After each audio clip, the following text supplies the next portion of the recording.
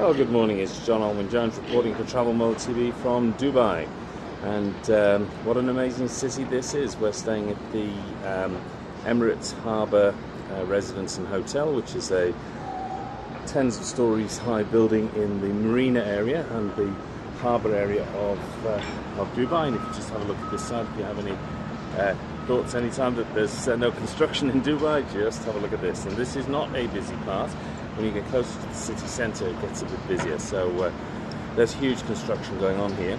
And of course the whole thing is about the fact that Dubai is determined to be the largest tourism destination in the world, now that only 6% of its revenues come from oil, with the rest coming from trading and from tourism, and of course a lot of it driven by Emirates, their national airline.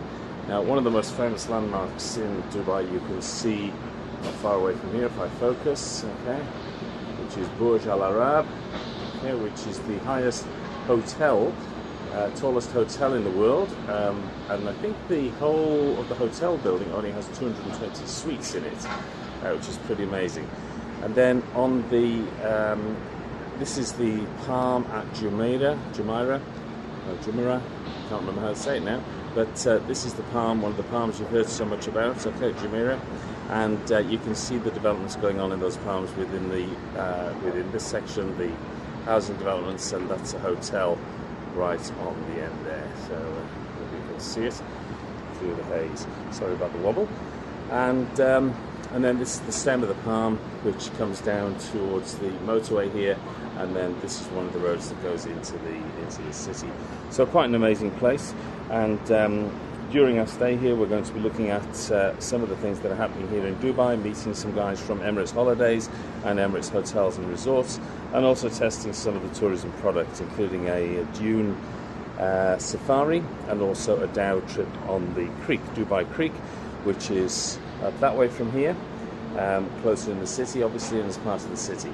And then we're also going to be staying at Al Maha, which is Emirates' unique desert resort, which is going to be a very special experience. So hang on in there, let's have a look at what the Mole on location can uncover for you in Dubai on a very short stay in this amazing place and business centre of the Arabian Gulf. And this is the Dubai Marina area, and it's just a land of contrasts where you've got multi-million-dollar yachts and absolutely superb apartments and just amazing construction going on. So we can only imagine that when the whole thing is finished, when all the construction is finished, how fantastic it will be. Just be tremendous. And the haze isn't too bad this morning, so it should be possible to see some of the sights during the day today. Well, good afternoon from Dubai, and this is Travel Mole, or the Mole on location, and Travel Mode TV reporting from Dubai, obviously in the Arabian Gulf. And as you can hear, Dubai, well, we're actually in the middle of the afternoon here, so it is actually peak work time on lots of these construction sites. And the area we're in is actually called the Marina. This is the marina area down here with all these amazing buildings and cranes, and an estimate of something like 25% of the world's cranes are in Dubai. So I think some of them are just not far away from this building. But this is the harbour area. We're staying in the Emirates Harbour Residences and Hotel, which is owned by Emirates Hotels and Resorts, and we're here as guests of Emirates, and also as guests of Emirates, the airline, just to see exactly what this massive destination is all about. Over the next couple of days, we'll be experiencing some of the fabulous facilities in Dubai, getting down to the creek area as well.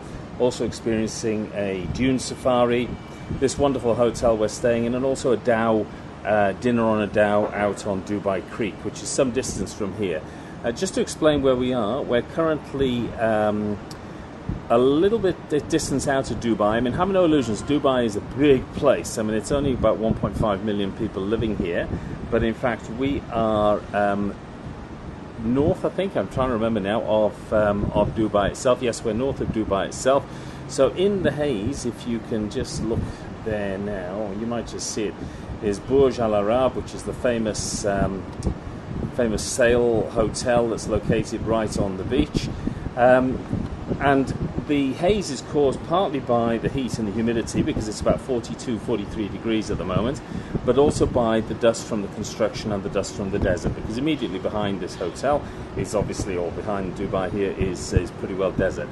The road you can see here is the entrance road to the Palm Jumeirah, okay, which goes off in that direction. It's about 7 kilometers, and as you can see, there's pretty large construction in that area as well, and boats and moorings and so on and houses. But you can't actually see the end of it because of the haze, which is pretty bad today.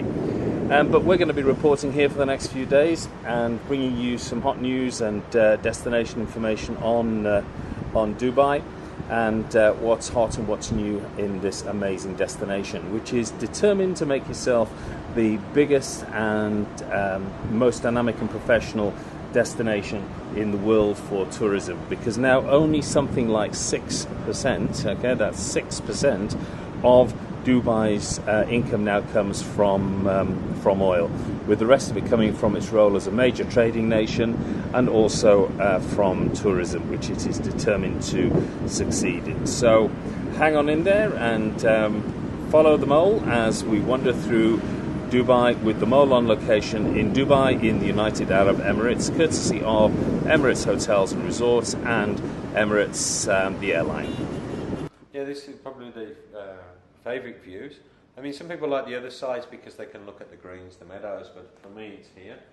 And as you can see here, we've got a nice blank table. We only put a glass and a napkin on the table because we were actually, the whole idea is a bit romantic, that we actually paint.